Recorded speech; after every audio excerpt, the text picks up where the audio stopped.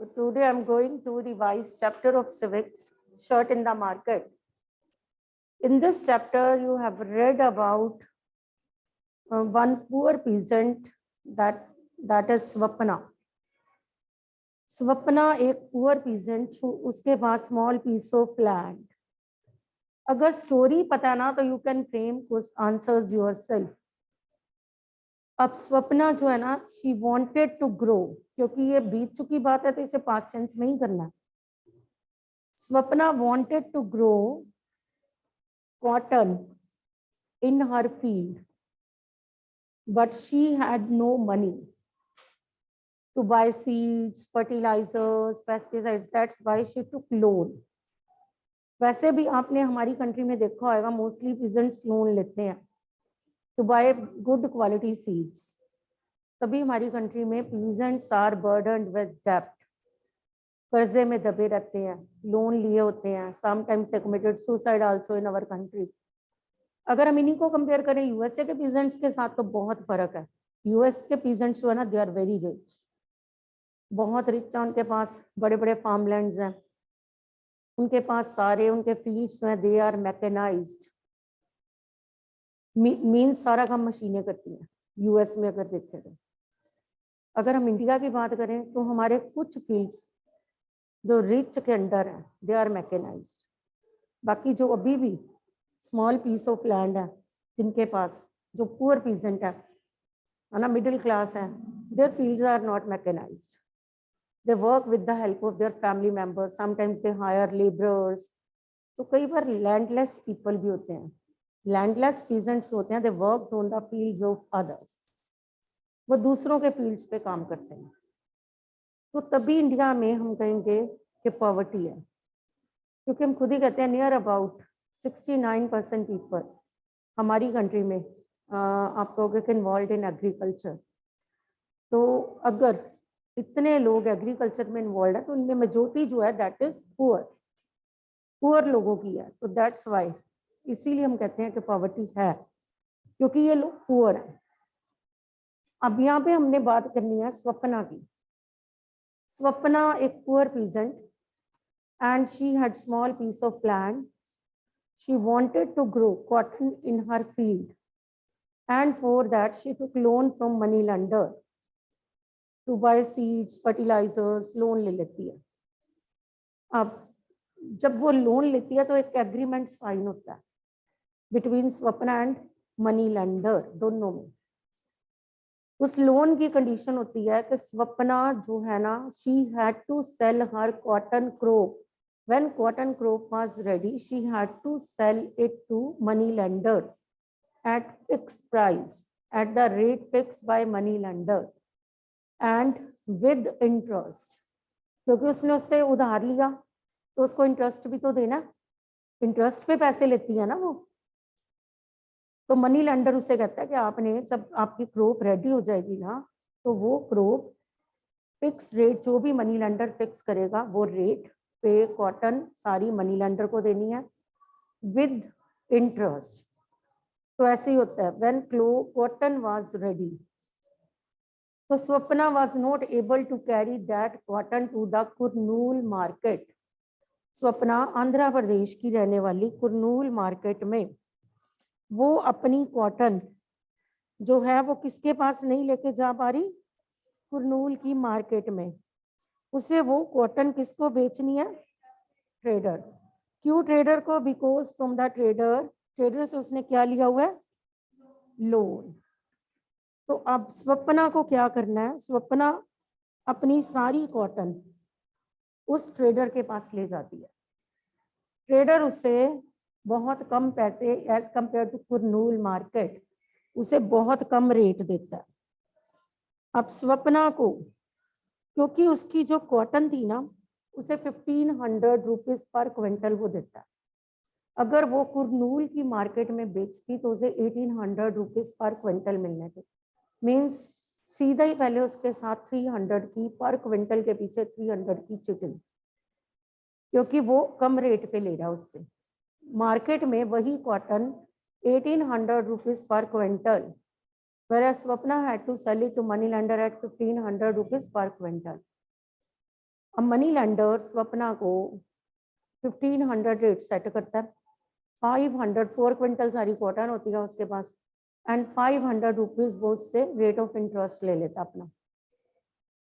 स्वप्ना के पास अब कुछ भी नहीं, इतने ज्यादा पैसे नहीं बचते। She was unable to fulfil her daily needs, क्योंकि उसने तो हार्ड वर्क किया बट मिला कुछ भी नहीं। प्रॉफिट कौन ले गया? Money lender, without doing anything. उसने तो सिर्फ लोन दिया था बैठे बैठाए, इंटरेस्ट भी मिला, प्रॉफिट हुआ, इंटरेस्ट मिला, प्लस कॉटन कम रेट पे मिली। वही मनी लेंडर बाद में कुरनूल की मार्केट में उस कॉटन को महंगा बेचेगा। तो कहाँ स्वप्ना ने बेचनी थी? स्वप्ना तो बेच नहीं पाई मार्केट में, वो एजेंट अब मनी लेंडर बेचेगा मार्केट में। तो इट मीन्स सारे प्रोसेस में who was in profit? Money lender. Loss में कौन गई? स्वप्ना। तो हमारी कंट्री में जो रिच है ना, they are becoming richer, poor are becoming poorer day by day. कहीं ना कहीं पुअर ही होते जा रहे हैं। तो नेक्स्ट, अब मनी लेंडर ने मार्केट में कॉटन बेच दी। अब वहां से कॉन्ट्रैक्टर्स, एजेंट्स उस कॉटन को खरीद के ले गए। अब वीवर्स के पास गई, वीवर्स ने क्लोथ बनाया। अब यहाँ पे आ जाना है putting out system. Putting out system, putting out system, arrangement between weavers and merchants. Putting out system, what do mean by putting out system?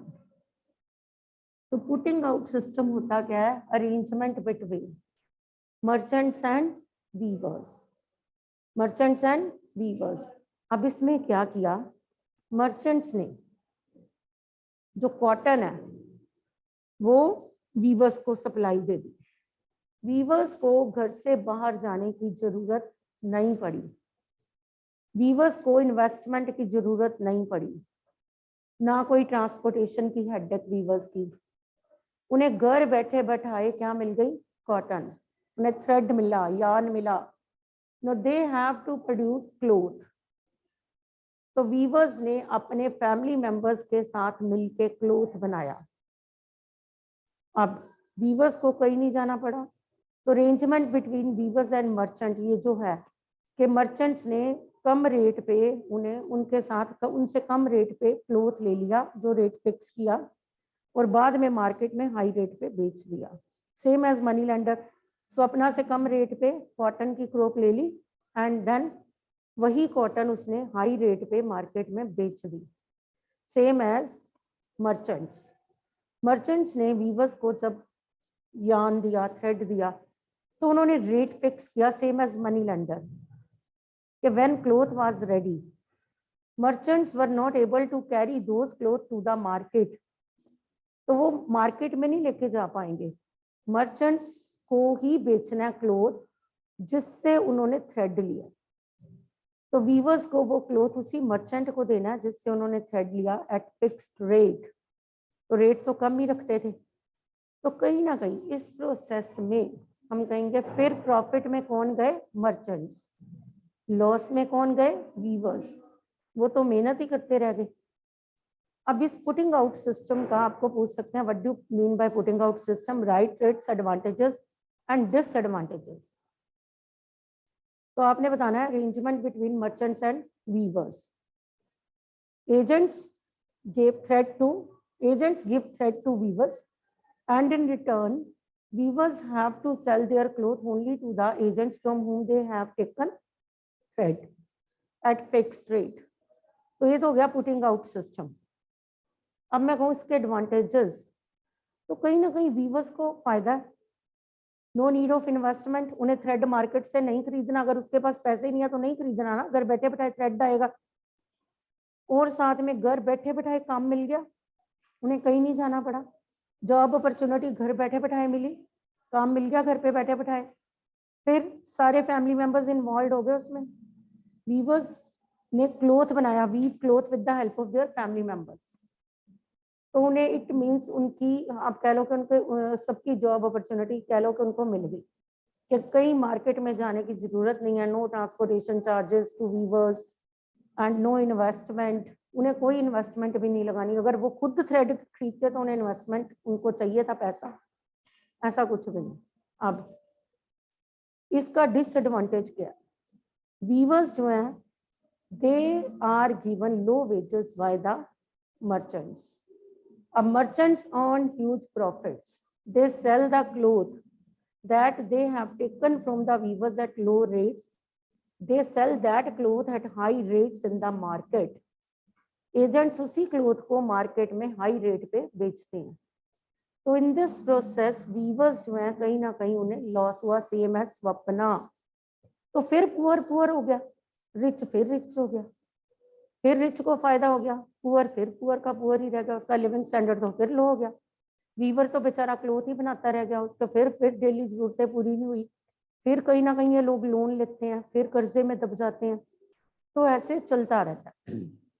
Next, अब Erode bi weekly market, Tamil Nadu की सबसे biggest market, cloth market in the world, Erode bi weekly market, हम कहे तो सबसे biggest cloth market in the world. अब यहाँ पे क्लोथ चला गया, वहां पे पास ही में कहते कितने सारे कॉन्ट्रैक्टर्स हैं, जो एजेंट्स हैं, जो उस क्लोथ को खरीदते हैं, उनके ऑफिसर्स बने हुए हैं, वो उस क्लोथ को खरीदते हैं and then sell that cloth to the, किसको बेच देते हैं, गारमेंट फैक्ट्रीज। गारमेंट फैक्ट्री के ओनर्स होलसेल में क्लोथ उठाते हैं और उससे शर्ट्स जो भी उन्होंने बनाना है, कई बार तो क्लोथ को प्रिंट के लिए भेजते हैं, डाई के लिए भेजते हैं, सब कुछ चलता है वहाँ पे, हाँ होल प्रोसेस। कोई उसे प्रिंट कर रहा है, डिजाइनिंग हो रही है, उस पर एम्ब्रॉयडरी हो रही है, कोई इसके डाई का वर्क कर रहा है, तो डिफरेंट स्टेजेस कवर होती हैं। तो गारमेंट फैक्ट्री में देयर आर वेरियस एम्प्लॉइज, हर कोई अपने अपने फील्ड में माहिर है, कोई कुछ कर रहा है, कोई कुछ कर रहा है। तो गारमेंट फैक्ट्री का जो ओनर है उसको इन्वेस्टमेंट लगानी पड़ी, उसको इन्वेस्ट करना पड़ा पैसा, क्योंकि क्लोथ उसने उठाया मार्केट से, वर्कर्स ने नहीं उठाया। वर्कर्स को तो जॉब अपॉर्चुनिटीज मिली हैं ओनली बिकॉज ऑफ फैक्ट्री, कि उन्हें फैक्ट्री में काम मिला है, और वो भी तब अगर ओनर ने, उस फैक्ट्री के ओनर ने मार्केट से क्लोथ उठाया। अब different people involve in this process, कोई कटिंग कर रहा है, मैंने पहले बताया, कोई प्रिंट कर रहा है, कोई डाई कर रहा है, वो डिफरेंट स्टेजेस कवर करके गारमेंट फैक्ट्री में क्लोथ आ गया। अब कोई उसकी कटिंग कर रहा है, कोई स्टिचिंग कर रहा है, कोई उस पर बटन लगा रहा है, कोई उस पर एम्ब्रॉयडरी कर रहा है, तो डिफरेंट आप कहोगे कि वहां पे एम्प्लॉयज होंगे जो काम करते होंगे, तो कोई उसकी पैकिंग कर रहा है। तो गारमेंट फैक्ट्री का ऑनर जो है ना, pay to the workers according to the work done by the, जैसा काम वैसी पे, जिसका काम कम है उसको कम पे करता होगा, जिसका काम ज्यादा उसको ज्यादा पे करता होगा, according to the work of the worker. Garment factory का ओनर उन्हें पे करता है। अब गारमेंट फैक्ट्री का ओनर जब शर्ट्स रेडी हो जाती हैं, इमेजिन के वो शर्ट्स बना रहा है, जब वो रेडी हो गई तो वो मार्केट में, यहाँ तो वो होलसेलर लेके जाते हैं, फिर अगर हम कहें कि फॉरेन ट्रेडर्स भी आते हैं वहाँ पे, तो फॉरेन ट्रेडर्स आके, उन फॉरेन ट्रेडर्स की एक शर्त होती है, एक तो वो कहते हैं कि हमें टाइम पे डिलीवरी चाहिए, कि इस डेट को हमें माल चाहिए ही चाहिए, वो फिक्स डेट होती है कि इस डेट को हमें डिलीवरी चाहिए, और वो साथ में कहते हैं कि हमें गुड क्वालिटी क्लोथ चाहिए, बेस्ट क्वालिटी आपके पास जितना है वो आप हमें दे दो, जो आपका थोड़ा सा इंफीरियर क्वालिटी है वो आप लोकल मार्केट्स में बेचिए, सुपीरियर क्वालिटी हमें दे दो। तो जो गारमेंट फैक्ट्री के ओनर्स होते हैं वो ऐसे ही करते हैं, गुड क्वालिटी सारी बाहर भेज देते हैं, जो थोड़ी लो क्वालिटी होती है वो लोकल मार्केट में आ जाती है हमारे तक। आपने कभी नोट किया, शुगर हम घरों में यूज करते हैं, जो शुगर बाहर जाती है ना, एक्सपोर्ट होती है, वो शुगर और हमारी किचन वाली शुगर में बहुत फर्क है, बहुत फर्क है। एक चाय की पत्ती में ही बहुत फर्क है, जो एक्सपोर्ट होती है वो बेस्ट क्वालिटी होती है, जो बाद में बच जाती है ना पैकिंग के बाद, वो ये पैकिंग करके लोकल मार्केट्स में दे देते हैं। तो कहीं ना कहीं ये फर्क रहता है। तो ऐसे ही फॉरेन एजेंट्स होते हैं ना, गुड क्वालिटी क्लोथ अपनी कंट्री ले जाते हैं। अब वहाँ पे ये फॉरेन एजेंट्स होते हैं वो, क्योंकि ट्रांसपोर्टेशन उन्हें बहुत महंगी पड़ती है, तो वही शर्ट जो इंडिया से आप सोचो कि 800 की लेके गए, वहाँ पे वो 300 की बिकनी है उनकी, और ज़्यादा महंगी बिक रही, ब्रांडेड कह के। तो इट मीन्स फिर वो हमारे तक भी आ जाती हैं, हम भी ले आते हैं। आपके घर से कोई फॉरेन जाता है, वो ले आता है, वो वहाँ से इंडिया से वही चीज़ 800 की थी, वहाँ से ले लाते वक्त कितनी महंगी लेके आए। हमें ये होता है कि हम फॉरेन कंट्री से लेके आए हैं, गई चाहे वो इंडिया से ही होए। तो इस वे से ये सारा प्रोसेस चलता है। अब अगर लोकल मार्केट में है, उसने होलसेलर को दी, गारमेंट फैक्ट्री वाले ने। अब होलसेलर ने, हम होलसेलर के पास तो जाएंगे नहीं शर्ट लेने, ना ही हम गारमेंट फैक्ट्री डायरेक्ट जाएंगे। कभी सुना बंदा गारमेंट फैक्ट्री डायरेक्ट गया, राज आर्यन गया गारमेंट फैक्ट्री और वहां से शर्ट ले आया? नो। सितेश गया ले आया? नो।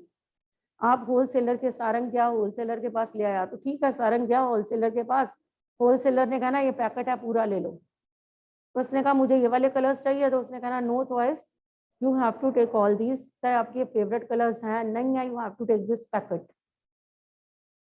तो इस वे से होता है, ठीक है। आपकी कोई चॉइस नहीं है, आपकी जरूरत के अकॉर्डिंग चीज नहीं मिली, आपको ज्यादा ही खरीदनी पड़ेगी, बल्क में लेनी पड़ेगी। अब आप तो लेने गए हो घर से एक ही शर्ट, और वो भी आपने अपनी चॉइस की लेनी है, ठीक है। तो आप रिटेलर के पास जाओगे, नॉट टू द होलसेलर। ना ही आप गारमेंट फैक्ट्री के ओनर के पास जाओगे, ना ही आप होलसेलर के पास जाओगे। आप किसके पास जाओगे? अपनी मम्मा के साथ, रिटेलर। आप मार्केट जाओगे, आप अटारी बाजार नहीं जाओगे, आप जलंधर के रैनक बाजार, शेख खां बाजार, है ना, या फिर आप जीटी रोड पे जो शॉप्स हैं, जहाँ भी और भी बाजार हैं जैसे माहिरा गेट, आप इन शॉप्स पे जाओगे शर्ट लेने, आप अटारी बाजार नहीं जाओगे, क्योंकि मोस्टली वहाँ पे होलसेलर्स। अब रिटेलर ने, आपने जो चॉइस, आपकी जैसी चॉइस आप बताओगे कि मुझे इस कलर में चाहिए, इसके साथ मुझे कॉम्बिनेशन चाहिए, मैच चाहिए, ये आपका ट्राउजर है इसके साथ मैच चाहिए, तो आपको प्रॉपर मैच करके देंगे। वो चाहे आपके सामने 20 शर्ट्स खोल के रख दे, उसे आपको हर तरह से आपको सेटिस्फाइड करना है। और फिर आप वहां से, आपको एक ही चाहिए, वो आपको 20 दिखा के भी आप एक लोगे। कई बार तो आप एक भी नहीं लेते, आप आ जाते हो, नहीं मिलती आपको तो आप आ जाते हो। तो वहां से आप अपनी according to the need, according to your choice, आप अपना चीज ले सकते हो। अब प्राइस, प्राइस जो है शॉप्स पे आजकल लिखा ही होता है फिक्स प्राइस शॉप, तो आप बार्गेनिंग नहीं कर पाते। रेयर होता है कहीं आजकल शॉप्स हो तो कोई लोग बार्गेनिंग करते हो, वैसे आजकल नहीं। तो ये सारा, अब एक मिनट, इस प्रोसेस में कौन प्रॉफिट ले गया? गारमेंट फैक्ट्री का ओनर या फिर फॉरेन एजेंट्स, वो प्रॉफिट ले गए। इसमें होलसेलर भी प्रॉफिट ले गया, क्योंकि होलसेलर ने भी तो प्रॉफिट कमा के रिटेलर को देना है। रिटेलर भी प्रॉफिट से ही बेचेगा अपनी शर्ट। आप लेने गए हो, आपको उसने अपना प्रॉफिट रख के शर्ट बेचनी है, ठीक है। तो जो शर्ट एक गारमेंट फैक्ट्री ओनर को, इमेजिन उसे 100 रुपीज की पड़ी, गारमेंट फैक्ट्री ओनर को सारा उसकी कॉस्ट निकाल के, ट्रांसपोर्टेशन चार्जेस निकाल के 100 की पड़ी। होलसेलर तक आते आते वही शर्ट इमेजिन 300 की होगी, होलसेलर को 300 में पड़ी, क्योंकि गारमेंट फैक्ट्री वाले ने भी तो अपना प्रॉफिट रखना है। अब होलसेलर अपना प्रॉफिट रखेगा, उसने जब रिटेलर को देनी है तो उसने 600 तक चली गई। अब रिटेलर के पास आप गए तो आप तक वो 1000 में भी आई, डिपेंड अपॉन द रिटेलर के उसने कितना प्रॉफिट रखा उसमें। तो जो चीज एक 100 से स्टार्ट होके आप तक आते आते 1000 में चली गई, इट मीन्स कितनी स्टेजेस उसने रास्ते में कवर की।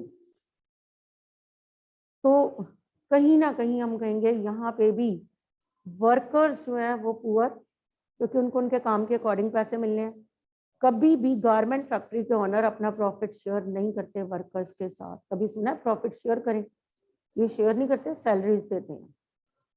अब वर्कर्स हमारी कंट्री में पुअर ही हैं। क्यों पुअर है वर्कर्स? वर्कर्स ज़्यादा है, डिमांड कम है। अब डिमांड कम होएगी तो workers are always ready to work at low wages. वो हर टाइम रेडी रहेंगे कि हमें कम पैसे दे दो पर काम दे दो, तो वर्कर्स कम पैसों में भी काम करेंगे। उनकी आप कहो कि condition, living and working condition अच्छी नहीं होती। वर्कर्स मोस्टली स्लम्स में रहते हैं, वीवर्स, वर्कर्स, पुअर पीजेंट्स चलो हम कहेंगे कि विलेज एरियाज में, रूरल एरियाज में, पर उनके लिविंग स्टैंडर्ड हाई फाई नहीं होते। इनके पास अभी भी बहुत सारी फैसिलिटीज नहीं है। तो वीवर्स, वर्कर्स, कहीं ना कहीं ये लोग जो फैक्ट्रियों में काम करते हैं, आप देखते हो शाम को जब इन लोगों को छुट्टी होती है, जो वर्कर्स होते हैं, आप देखते हो कैसी कंडीशन होती है इन लोगों की।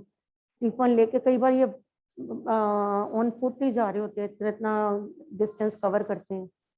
मीन्स इतनी कंडीशन अच्छी नहीं होती।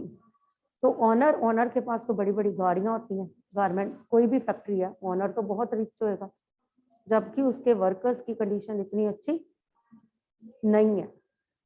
तो फिर आ गया वही बात कि rich are becoming richer and poor are becoming poorer.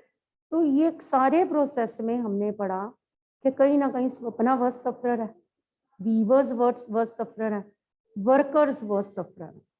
ये लोग, हम लोग जिन्होंने सामान खरीदना, हम लोग तो अपनी पॉकेट मनी के अकॉर्डिंग शॉप पे जाएंगे कि हमने जैसी चीज लेनी है वैसी शॉप पे जाएंगे। हमें ब्रांडेड चाहिए तो हम ब्रांडेड शॉप्स में जाएंगे, हम हाईफाई चीजें लेके आएंगे।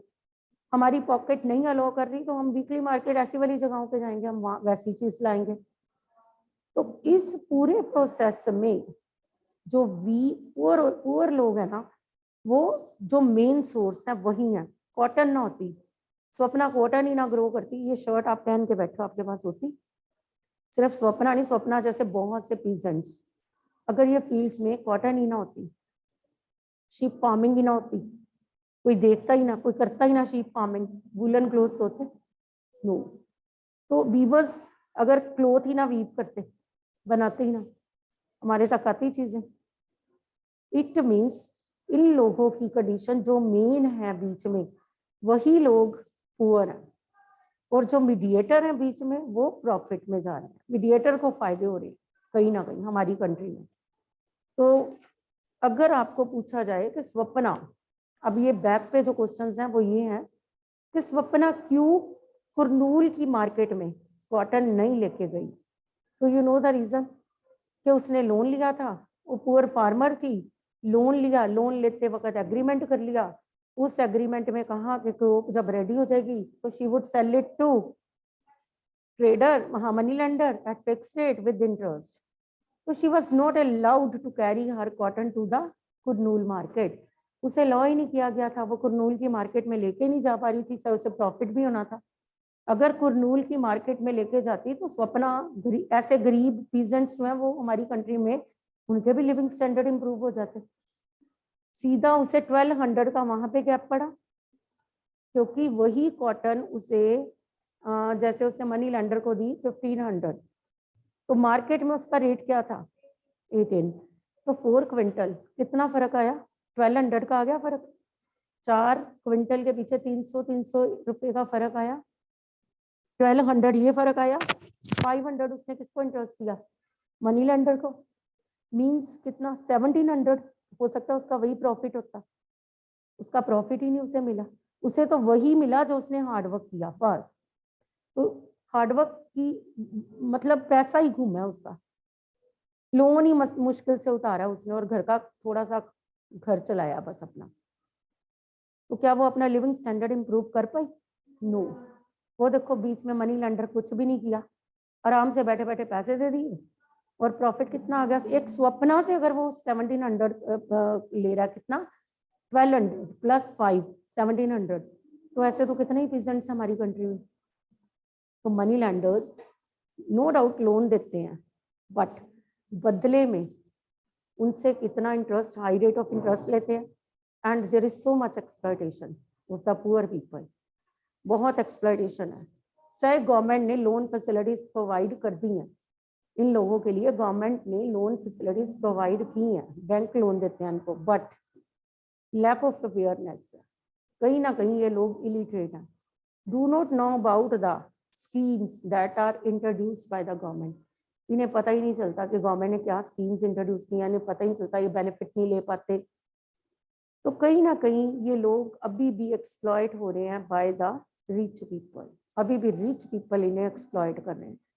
तो एक तो स्वप्ना वाला आप ये बता दोगे, फिर आपको पूछा जाए कि कंट्री में वर्कर्स की कंडीशन बताओ, तो आपने कहना वर्कर्स की लिविंग एंड वर्किंग कंडीशन दोनों ही पुअर है। ऑफ सीजन में, अब एक गारमेंट कॉटन की फैक्ट्री है, कॉटन की शर्ट्स बनती हैं, तो विंटर सीजन में वहां पे काम बंद हो जाएगा, या फिर वुलन इंडस्ट्री है तो समर में काम बंद हो जाएगा। तो in industries work is seasonal, seasonal होता है ना, in some industries work is seasonal and during off season workers are through out of their jobs. अब बेचारे पहले ही पे कम मिली, फिर ऑफ सीजन में काम भी नहीं मिला, तो workers look for other kinds of jobs. या तो वो कंस्ट्रक्शन मटेरियल बिल्डिंग्स वगैरह बनती हैं जहाँ पे, वहाँ पे एज ए लेबरर्स वर्क कर रहे होते हैं। तो कहीं ना कहीं हम कहेंगे कि ये लोग जो है इनकी कंडीशन अच्छी नहीं है, not given proper wages for their work, have to live in slums, no security of job, ऐसा कुछ भी नहीं, इनकी कोई सिक्योरिटी नहीं है जॉब की, कभी भी इनको एम्प्लॉयर्स होते हैं कभी भी निकाल देते हैं इनको। तो वैसे भी अगर वर्कर्स अपनी आवाज नहीं उठा सकते, can't raise their voice against injustice, क्यों? Because workers are more demand is less. अगर कोई प्रोटेस्ट करता है वेजेस को लेके, एक्स्ट्रा वर्क को लेके, तो ओनर्स उसे निकाल देते हैं और उसकी जगह दूसरा वर्कर उन्हें जल्दी से मिल जाता है। वर्कर्स कम ज़्यादा है, डिमांड कम है, तो इसीलिए ये लोग कम रेट पे भी काम करने के लिए रेडी रहते हैं। तो दिस इज द रीजन। अब वर्कर्स में भी अवेयरनेस कम है, स्वप्ना में भी अवेयरनेस नहीं थी कि लोन तो वो बैंक से भी ले सकती थी, वर्कर्स में भी अवेयरनेस नहीं है। Government has passed minimum wages act, government ने एक्ट पास किया हुआ है और वर्कर्स को उसका पता ही नहीं है, उनको नॉलेज नहीं है, स्टिल दे आर एक्सप्लॉइटेड, उनको अभी भी वेजेस प्रॉपर नहीं मिलते फॉर देयर वर्क। अगर हम अपने वर्कर्स को, और मैंने अभी बोला पीजेंट्स को अगर हम कंपेयर करें अमेरिका के साथ, तो लॉट ऑफ डिफरेंस, बहुत रिच है वो, फार्म लैंड है बड़े बड़े, सारे फील्ड्स मैकेनाइज्ड हैं, इंजॉय करते हैं वो, उनका सारा काम, हर काम उनका मशीनों से हो रहा है, उनको मैनुअल लेबर की जरूरत नहीं है, वो डिपेंडेंट नहीं है लेबरर्स पे। हमारी कंट्री में तो सारे फैमिली मेंबर्स मिलके लेबर करते हैं। और अगर हम बात करें कि minimum, government has passed minimum wages act पास किया हुआ है गवर्नमेंट ने, तो उस एक्ट के अकॉर्डिंग वर्कर्स को उनके प्रॉपर वेजेस मिलने चाहिए, बट वर्कर्स अवेयर नहीं है, उनमें अवेयरनेस नहीं है, वो अभी भी एक्सप्लॉइट हो रहे हैं। Whereas in foreign countries, अगर वो 10 मिनट भी एक्स्ट्रा वर्क करते हैं ना, तो उस 10 मिनट का भी ऑनर को उन्हें पे करना होता है एक्स्ट्रा। उनकी जो सैलरी है that is according to government, ये नहीं है कि कोई कुछ दे रहा है कोई कुछ दे रहा है, ऐसा नहीं है, that is fix by the government, तो ओनर्स को वो पे करनी होती है। नेक्स्ट, उन्हें एक्स्ट्रा वेजेस मिलते हैं फॉर एक्स्ट्रा वर्क, कोई एक्सप्लॉयटेशन नहीं है, तभी वहाँ पे living standard of the people are high. हमारे यहाँ पे एक्स्ट्रा वेजेस भी नहीं दिए जाते, कई बार workers have no awareness, awareness नहीं है, तो दैट्स वाई हमारी कंट्री में जो पुअर है, क्योंकि गवर्नमेंट जो है ना, government is responsible, wealth of the country is not equally distributed. आज की डेट में इतने साल हमें आज़ादी मिले हो गए, still 26% people are below poverty line in our country. तो आप इमेजिन करो कि हम एक लार्जेस्ट डेमोक्रेसी में रह के भी आज की डेट में भी we are still developing nation, आज की डेट में भी हम डेवलपिंग है। Reason behind that is lack of awareness among the people. Swapna को भी समझ होनी चाहिए थी, वीवर्स को भी नॉलेज होनी चाहिए कि उन्हें एक्सप्लॉयटेशन को कैसे उन्हें हैंडल करना है। ये बीच में मीडिएटर्स के रोल कम होने चाहिए, ठीक है। डायरेक्ट सप्लाई क्यों नहीं है, क्यों वीवर इरोड बाई मार्केट नहीं लेके गया cloth, why there is not direct supply, क्यों गवर्नमेंट एम्प्लॉयज नहीं है यहाँ पे उनको हैंडल करने के लिए। तो बीच में कहीं ना कहीं हम कहेंगे कि मीडियोक्टर्स जो है ना, they are playing bad role. वो लोन दे देते हैं, नो डाउट उनकी जरूरतें पूरी कर देते हैं, बट